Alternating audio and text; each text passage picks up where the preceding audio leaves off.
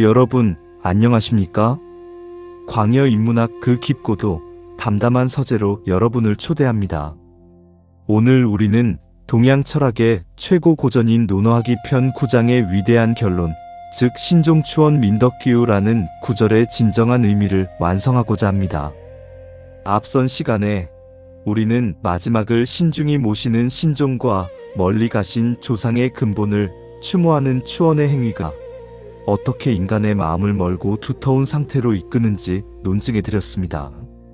그렇다면 오늘 강의에서는 이 모든 예와 수양의 목적지이자 우리 생명력의 본질인 덕에 대하여 그 문자학적 연원과 성리학적 깊이를 바탕으로 상세히 논해 보겠습니다.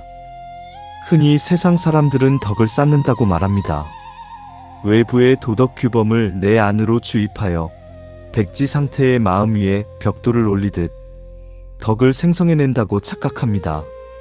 그러나 공자께서는 백성의 덕이 무에서 유로 생겨난다고 하지 않으시고 본래의 자리로 돌아간다고 선언하셨습니다. 과연 덕은 무엇이기에 우리 안으로 다시 되돌아오는 것일까요? 이 오묘한 진리를 밝히기 위해 우리는 먼저 고인들이 글자를 만들 때 담아놓은 우주의 비밀, 즉 덕자의 파자와 그 원형을 직시해야 합니다. 한자는 단순한 의사소통의 기호가 아닙니다.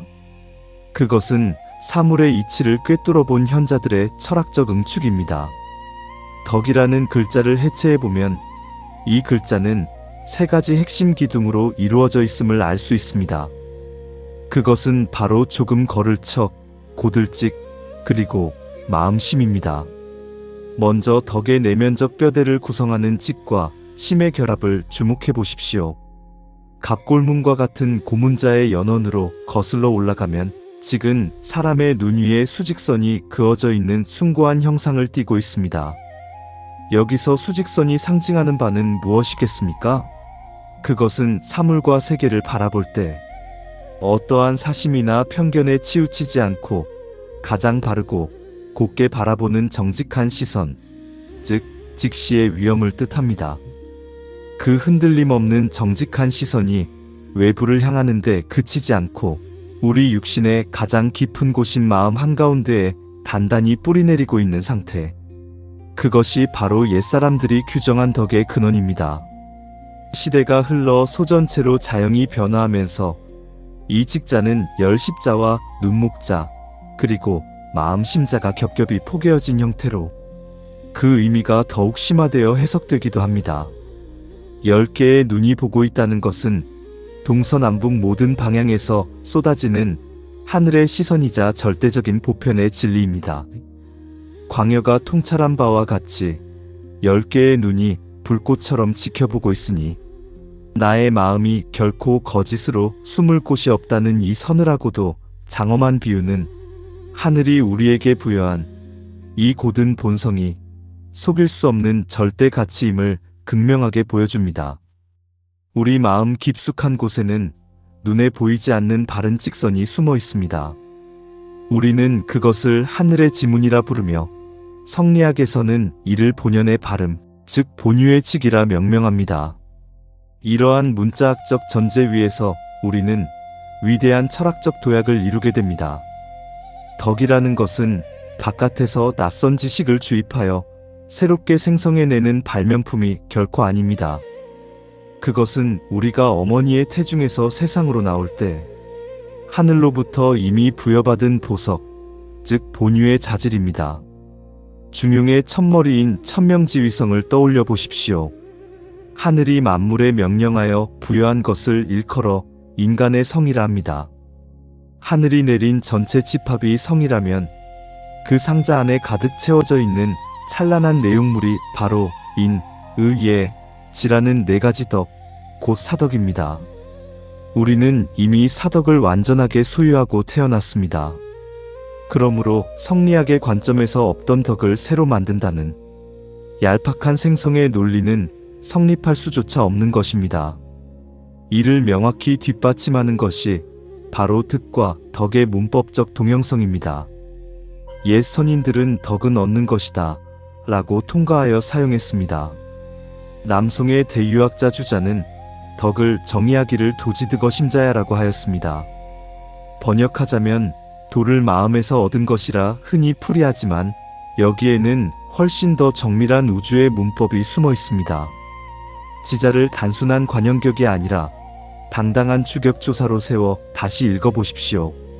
그러면 이 문장은 보편 법칙인 도가 내 마음이라는 영토에 온전히 다다라 정착한 상태라는 놀라운 선언으로 탈바꿈합니다. 여기서 쓰인 얻을 득은 밖에서 물건을 주워오는 소유의 개념이 아닙니다. 이 득은 이를 도, 즉 다다르다는 뜻과 통합니다. 천명이자 하늘의 보편적 길인 도가 하늘을 떠돌지 않고 마침내 내 육신과 특수한 마음 안에 강림하여 하나로 일치된 상태, 그것이 덕입니다. 요컨대 덕을 얻는다는 것은 욕심과 혼탁함에 잃어버렸던 내 안의 본래 이치를 다시 내 것으로 확고히 붙잡는 것을 뜻합니다. 이러한 깊은 통찰 속에서 다시 하기 편을 보십시오. 왜 공자께서 민덕기후 백성의 덕이 돌아간다고 하셨습니까? 인간은 원래 두터운 선성을 가졌으나 이기심과 세파에 깎여 얇아지고 흩어졌습니다. 그러나 조상의 제사를 모시는 신종추원의 경건한 훈련, 즉 경을 통하여 근본을 잊지 않는 마음을 벼려낼 때 방황하던 마음이 마침내 자기 본연의 선한 자리로 귀환하게 됩니다. 그렇습니다. 덕은 진보나 생성이 아닙니다. 덕은 우리가 마땅히 있어야 할 가장 찬란한 근본으로의 귀, 즉 회귀입니다. 그렇다면 여기서 필연적으로 하나의 의문이 솟아오릅니다. 만약 우리 마음속에 완벽한 덕의 보석이 이미 존재한다면 우리는 왜 굳이 고통스럽게 수양을 하고 학문을 닦아야 합니까?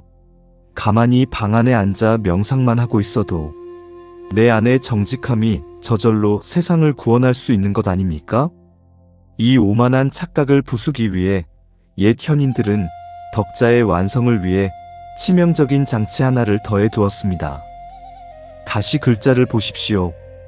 고들직과 마음 심옆에 반드시 붙어 있어야 하는 부수, 바로 조금 걸을 척입니다. 척이라는 글자는 무엇을 의미합니까?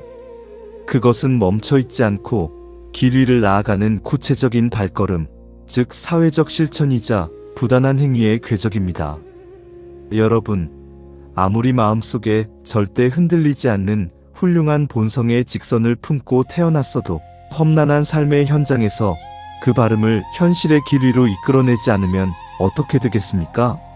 저 광여가 지적했듯 그것은 마치 칼집 속에 갇혀 영원히 쓰이지 못한 채 녹슬어버린 보검과도 같습니다. 덕은 결코 방구석의 관념이 아닙니다. 본유의 직은 반드시 실천의 척과 결합해야만 비로소 완전한 덕으로 폭발할 수 있습니다. 이 실천의 걸음을 우리는 다른 말로 공이라 부릅니다. 하늘이 준 선물이 덕이라 할지라도 우리가 현실에서 땀 흘려 선한 행위를 짓고 세상을 향해 공을 쌓지 않으면 그 덕은 영원히 잠재태에 머무를 뿐입니다. 주자가 밖으로는 도를 행하고 안으로는 마음에 어둠이 있다고 갈파한 이유가 바로 여기에 있습니다. 바깥 세계를 향해 끊임없이 도를 실천하는 공을 세울 때 내면의 덕이 비로소 제자리를 찾아 안착하는 것입니다. 이러한 공의 실천이 어떠한 기적을 낳는지 아십니까? 불교 유식학과 유가의 수양론이 교차하는 지점에 바로 신운이라는 눈부신 개념이 존재합니다. 신운이란 우리가 일상에서 치열하게 공을 세우고 선한 실천을 반복할 때마다 그 아름다운 행위의 결과가 나의 영혼과 아레야식의 밭에 새롭게 훈습된다는 뜻입니다. 즉, 본래 내 안에 있던 씨앗이 나 자신이 밖으로 걸어나간 수많은 발걸음과 실천적 애씀을 거치며 단단한 근육으로 체득될 때 그것은 더 이상 막연한 가능성이 아니라 나의 피와 살이 된 진정한 신운된 덕으로 거듭나는 것입니다. 공을 쌓아야만 비로소 참된 덕을 얻는다는 저의 통찰은 이토록 정밀한 성리학적 역동성을 꿰뚫고 있습니다. 그렇다면 이 장엄한 덕의 철학 앞에서 우리는 가장 뼈아픈 현실적 질문을 던지지 않을 수 없습니다. 우리 모두의 안에 그토록 밝고 순선한 본유의 덕이 있는데 대체 왜 인간의 세상은 이토록 탁하고 악으로 넘쳐나는가? 이를 해명하기 위해 옛 성현들은 인간의 성품을 두 가지 층위로 나누어 보았습니다. 그것이 바로 그 유명한 본연지성과 기질지성의 구분입니다. 본연지성은 태초에 하늘이 내려준 순선무구한 이치 그 자체입니다. 그것은 태양의 맑은 빛과 같으며 사덕이 한치의 모자람 없이 갖춰진 완전 무결한 거울입니다. 그러나 불행하게도 우리는 이 빛을 영적인 상태로만 유지할 수 없습니다. 인간으로 태어나는 순간 이 맑은 이치는 반드시 기라는 거칠고 구체적인 육신과 환경의 제약 속으로 들어와야 합니다. 맑은 빛이 기질이라는 현실의 그릇에 담겨 나타나는 성품, 그것이 곧 기질지성입니다. 이를 가장 선명하게 이해하기 위해 유리창의 비유를 들어보겠습니다. 여러분의 방 안에 본연지성이라는 태양빛이 비치려 합니다. 그런데 방에는 창문이 하나 있습니다. 이 창문이 바로 여러분이 타고난 기질입니다. 어떤 사람은 유리창이 비교적 맑아서 본연의 선한 빛이 바깥으로 잘 투과되어 나옵니다. 우리는 그런 이들을 일컬어 성인이요, 군자라 부릅니다. 그러나 대다수의 평범한 인간들은 각자의 유전, 자라온 환경, 이기심, 나태와 탐욕이라는 짙은 먼지와 때가 잔뜩 낀 대단히 탁한 유리창을 달고 살아갑니다. 빛이 창문 바깥으로 나가려 해도 더러운 때에 가로막혀 빛이 왜곡되고 흐려집니다. 내 안에 덕이 모자라서 악해지는 것이 아닙니다. 기질의 먼지가 너무 두꺼워 본래의 덕이 빛을 발하지 못하는 이 답답한 상태, 이것이 우리가 매일 마주하는 우리 자신의 적나라한 기질지성입니다. 여기서 왜 실천적 공이 그토록 절실한지가 명백해집니다. 수양은 무엇입니까? 밖에서 새로운 빛을 사오는 것입니까? 아닙니다. 수양이란 손에 걸레를 쥐고 매일같이 내 영혼의 창문에 낀 탐욕과 교만의 먼지를 닦아내는 처절한 피땀의 노동입니다. 이 유리창을 닦는 쉼없는 걸레질이 바로 실천의 척이요, 공입니다. 기질은 고정불변의 감옥이 아닙니다. 이 거친 기질을 닦고 변화시켜 마침내 투명하게 만드는 위대한 역동의 과정, 성리학은 이를 변화기질이라 칭송합니다. 치열한 삶의 현장에서 도를 행하여 기질의 탁함을 걷어낼 때 마침내 내 안에 숨어있던 본유의 덕이 그 찬란한 빛을 온전히 발산하며 마음의 주인으로 안착합니다. 오직 공을 쌓아야만 기질을 변화시켜 본연의 덕으로 회귀할 수 있는 것입니다. 이제 오늘 강의의 서두였던 논어의 구절로 다시 돌아가 그 의미를 닦겠습니다. 신종추원 민덕귀후. 인간의 삶에서 죽음이라는 가장 숙연한 마지막을 신중하게 직시하고 내 생명의 먼 기원인 조상을 추모하는 구체적 행위. 이것은 결코 허례허식이 아닙니다. 그것은 일상의 오만과 탐욕으로 더러워진 내 기질의 유리창을 깨끗이 닦아내는 지독하게 구체적인 수양의 공입니다. 끊임없이 근본을 향해 마음을 닦아내는 이 실천의 반복을 통해 우리는 신운됩니다. 그리하여 마침내 안개처럼 흩어졌던 나의 도덕적 역량이 본래 하늘이 주었던 10개의 눈앞에서도 부끄럽지 않은 정직함의 자리로 온전히 되돌아오니 우리의 내면은 태산처럼 흔들리지 않는 깊고 두터운 생명력을 회복하게 되는 것입니다. 여러분, 덕은 가만히 앉아 지식으로 얻어지는 것이 아닙니다. 눈을 부릅뜨고 내 안의 하늘을 직시하며 쉼없이 걷고 또 걷는 공의 여정 속에서 마침내 제자리로 귀환하는 생명의 귀소 본능입니다. 오늘 이 시간을 통해 알면서도 닦지 못했던 현대인들의 나태한 지성이 다시금 벼려지는 계기가 되었기를 바랍니다. 이것으로 덕의 연원과 문자학적 구조, 그리고 공의 미학에 대한 강의를 마치겠습니다.